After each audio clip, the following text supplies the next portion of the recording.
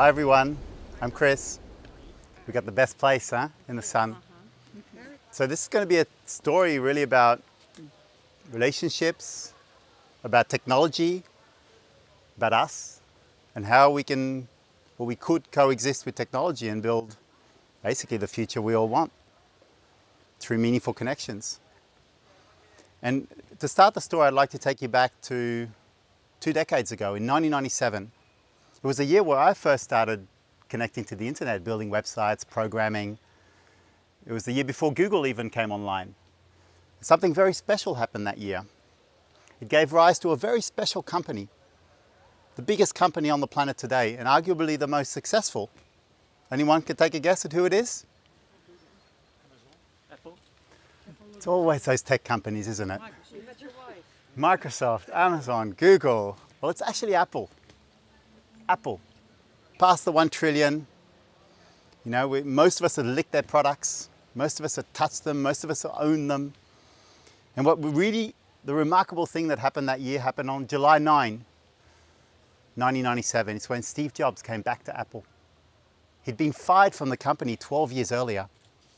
And he came back and he launched the Think Different campaign. Everyone remember that campaign? Think Different, crazy ones? Because he knew that nothing remarkable in this world comes from following the status quo. It was really a campaign about us, about the crazy ones, the misfits, the rebels, the ones that really pushed the human race forward. We wrote books about them, we made movies about them, they inspired us, we even let them lead us. But don't be fooled, these crazy ones, they're all around us. Maybe even right here at Driebergen. Maybe even sitting right next to you right now. What really blows my mind, maybe it could be you. So you see, as we move from a world of products to services, we're going to need you to think different. As we move from a world of ownership to access, we're going to need you to think different. And as we move from a world of scarcity into a world of abundance, we're going to need you to think different, because you see, that's all technology does. It turns scarce resources into abundant ones. Let me give you a few examples. Spotify. We used to buy a cassette, a CD, an MP3, and now we access 42 million songs for free via an Amazon Prime account. We used to Uber. We used to own a car. Many people in built-up cities nowadays don't own cars anymore. They access mobility. Simply getting from A to B in any means possible, and Uber brings that to them. Solar panels. We've got the sun here shining on us. Did you know that this sun shining on the Earth's surface for a whole hour powers our whole energy needs for the planet for a whole year? The problem isn't energy. There's plenty of energy. The problem is access to energy. And technology solves for that. So as we embark on this journey into meaningful connections, to this exponential age, I'm going to have to test your mindsets. So I'm going to need 2 volunteers for that. 2 brave volunteers. Who's willing to come up here? Join me up on this stage. 1. I'll be a victim. A lady? Come on, ladies. Representation. Cool. You both get a piece of paper. And while they're doing this exercise, I want you to think. The exercise is, how many times would I have to fold this 1 millimeter piece of paper in half exactly? 1, 2, for the thickness of the piece of paper to reach the moon, 384,000 kilometers away. How many times would I have to fold it? So start folding and count as you're folding. Can't fold more than 7 times. Yeah, you know this one. So can anyone take a guess? Anyone can throw out any numbers? Random numbers. What's the first number that comes to mind? 20. 20. Very ambitious. 100 times. Anyone else?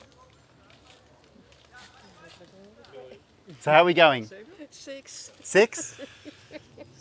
6. It's very hard to get 7. 7's the record. Thank you. Round of applause for our brave pioneers. So, you see, you run out of resources, right? Scarcity here. Technology solves for that. It makes things abundant. If we did have abundant resources, then 14 folds of this piece of paper would reach the height of a child. 25 folds, you'd cross the finish line of a marathon. 30 folds, you hit a satellite. And 42 folds, you land on the moon. 42. The number that answers everything in the universe if you've read The Hitchhiker's Guide to the Galaxy, right? 42, it's a coincidence. But at 50 times, you reach the sun. And at 100-fold of this piece of paper, you cross the entire observable universe of 46 billion light years. 100. It's pretty incredible, right? Pretty remarkable. That's the power of exponential growth. And that's the power of technology. Because you see, technology grows exponentially, but we don't. We're very linear. We've evolved over millions of years. And technology with AI now evolves over months, to weeks, to hours, to even seconds, because it's self-learning. Most of us have had kids. Most of us here, I got 3 kids. Remember the incredible number that your kid came up with when they were like 2 or 3? It was like you couldn't go over that number. What was it? 100, right? 100. It was 100. It was like the biggest number they could imagine. It was like everything. Or maybe they weren't far from the truth. Maybe they're actually thinking exponentially, and we hammered that out of them and pulled them back into this linear age, this human age that we live in. Because 100, anything to the power of 100 is basically infinity. What do you think Google means? Has anyone looked it up? The word Google, well actually it's a misspelling, it's goggle. They spelt it wrong. Goggle. It means something. Anyone knows? It's 1 up This- to 10. It's There's 1, a couple of, I don't know. the unlimited number. The last Very number unlimited, in yeah. Yeah, it's But it's not infinite. It's actually 10 to the power of 100. 100 exponential or logarithmic calculations. So you see, the founders of Google were onto this from the beginning. 1998, that's what they were building. Anyone here heard of Elon Musk? Most of us, huh? Probably the most celebrated entrepreneur on the planet. The pioneer that takes the arrows, that reinvents industry, that catalyzes new technologies. You know, so while Elon Musk is reinventing mobility with Tesla, SpaceX, Hyperloop, and the Boring Company, trying to bore under cities, solve the traffic problems, and even reinventing energy with gigafactories producing batteries, and solar cities trying to harness the energy of the sun, and even challenging what it means to be human with Neuralink, connecting our brains to the internet, make us smarter. The best minds of our generation are trying to figure out how to get people to click more ads. It's the Googles, it's the Facebooks. We can't blame them. That's their business model. That's how they raise funds to create all these wonderful innovations that we so much enjoy. But it's also us as a community, as advertisers, as marketers, promoting our businesses, promoting our products. And we have a responsibility to make sure that the ads people see and click are creating the meaningful connections that helps them live better lives.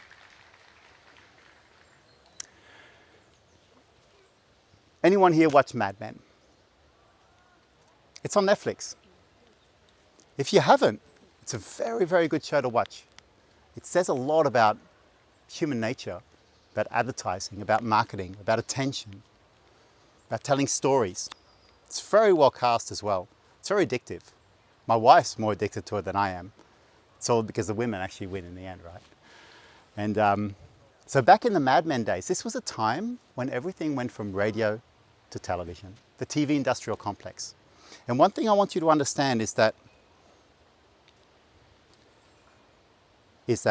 radio, television, print, outdoor advertising, anything that's trying to capture attention, these are actually mediums created in order to focus your attention, bring you in for the content, and in that moment deliver you a message. I say that advertising is about getting people's attention, and marketing is about turning our needs into wants. And for that, we tell stories. That's how we build brand equity. And we've come into an era now, the internet, the biggest mass-made communication medium known to man. It wasn't invented by advertisers and marketers. It was invented by a bunch of nerds for completely different reasons. And marketers and advertisers are having a real tough time communicating through this medium because our attention is now fragmented and we're very impatient. So the challenge now is how to build meaningful connections in this fragmented environment. How to really build these meaningful connections, build these relationships through technology where you don't even get to see the other person. Now you have to do it through interpreting data. And so this brought me to a model which I built a couple of years ago, writing a book on it. And it's a model that's called Meaningful Connections. And it's how to build relationships in this hyper-connected era. How to use technology and data to do it better. On the one side of the model, it's about the cloud. It's about the platforms that hold our behavior and hold our data. So I summarized the whole thing up in one word to help explain this thing. The World Wide Web are linked devices that generate data. Why we call it IoT, Internet of Things, because there's so many devices connected to this thing called the internet, which is a connection machine, by the way. And when you connect it, they generate data. So why big data? Because there's a lot of data. When you can connect this data in meaningful ways, you can draw insights, which helps you make decisions. As an individual, you go to Google, you ask a question, you grab insights, you can make a better decision. As an organization, you can understand your customer at scale. Millions of people behaving through your technology, like a website or an app. On the other side of the model, it's really how we behave with the internet. And it's really how we build relationships in real life. A relationship is personal by definition. It's basically understand the other person's needs and wants and desires. Really acting in the other person's best interest. That's how you build trust, by acting in the other person's best interest. And trust is the key pillar of any relationship. If trust breaks down, then it becomes a transaction. So personalization is the very first step, and Google came onto the scene and really revolutionized this, because what they did, they collected the world's information and made it universally accessible and useful. That is their mission statement to the word. They put up a search bar, they put the information of the world behind it, and we went there and we asked them questions. We told them what we wanted. The holy grail of marketing. Just ask what people want. And in that moment, you know their intent, and in that moment, you can deliver highly meaningful advertising. That's what made Google so successful. Personalization, understand the needs and wants of other people and deliver on those. The next step is experiences, because everything we do in life, our reality is part of an experience. Where we spend our attention is where the experience is. So experiences is about earning people's attention, because we pay for it. Do you realize that when you were at school, how many people remembered their teachers saying, pay attention?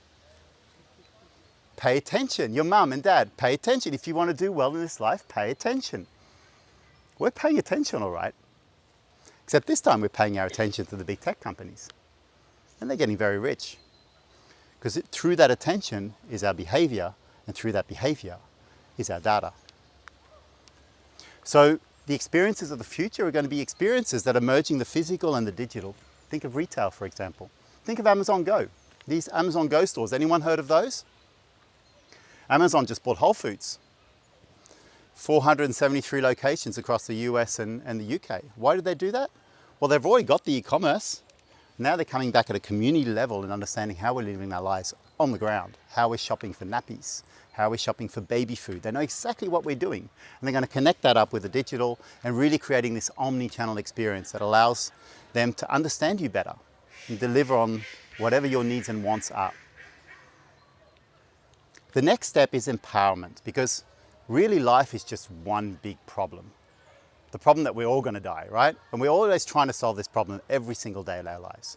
It breaks down into millions of tiny problems, from having to sleep, having to eat, having to clean, and all this sort of stuff, having to get around, having to self-actualize.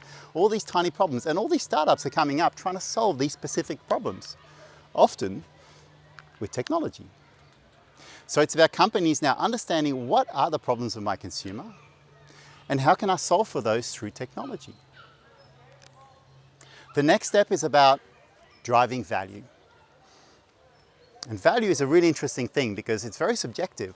What one person finds valuable is completely something for someone else. One person's treasure is another person's trash, right? Value is really about managing expectations in a relationship context. Because if something over-delivers on your expectations, it's valuable. But if you get shortchanged and someone under-delivers on the expectations that you have, you're not going to be happy. And you're going to hunt around for alternatives, or you're going to complain if they repeatedly do that. So it's really about managing expectations. And one of the cool things that some of the great companies do is they're able to manage these expectations. Think of Apple, for example. They could have launched the iPad before the iPhone, but it wouldn't have been as sexy. You would have gone from a really cool laptop down to this smaller screen. Launching the iPhone first, you went from a dumb phone up to a smartphone. And plus, they trained you on how to use the iPad. It was a remarkable journey. They manage your expectations. They milk you out for everything you have.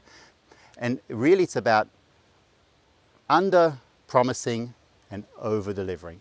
Because when you can do that, when you can manage your resources and promise only what the consumer is expecting, just a little bit more, then you have control.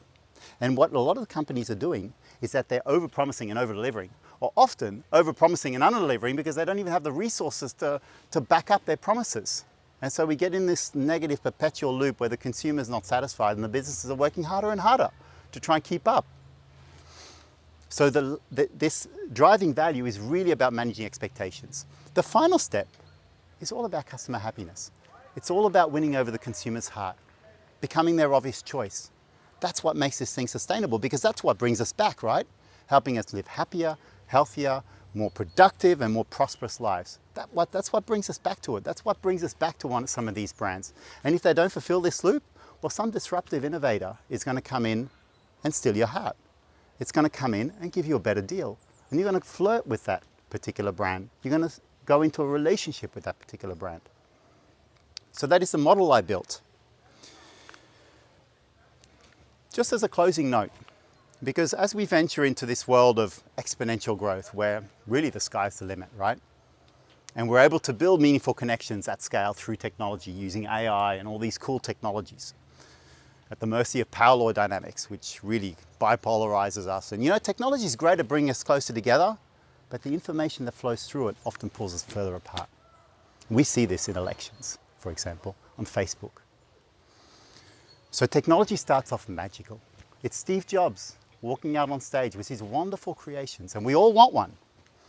And then it becomes manic. It's when we have it in both our pockets and in our hands, and it's hyper connecting us, and it's pinging us from every which way, taking our time, our attention, and our focus away from the more important things in life. Sometimes right in front of your nose. And then it becomes toxic. It's when we're sitting around the dinner table with family and friends, all staring at our screens, or when robots automate us out of a job. Technology is a wonderful thing, but we need to use it wisely. Technology should never be the goal. It's a tool, it's a means to do better things. So where does the future hold? Well, technology solves for everything. Technology creates abundance. So in the end, we're empowered to solve any problem that we have. Ad blockers, now we can block ads. And so towards the future, it's happening now, is that you're making a choice, right? You're making a choice as to what you connect with, who you want to connect with, who do you want to have a relationship with, what brands do you want to engage with. You're making that choice. And this is at the core of meaningful connections, because you're connecting to the things that are helping you live better lives. You have that choice, and now technology empowers you to execute on those choices. So the future is really about, for advertising and marketing, for example, it's really about understanding that feelings and emotions drive every behavior that we have in life. And it's about still going back to creating those emotional connections, tapping into the feelings that are driving our behavior, and then using technology and data to do that better at scale. Thank you.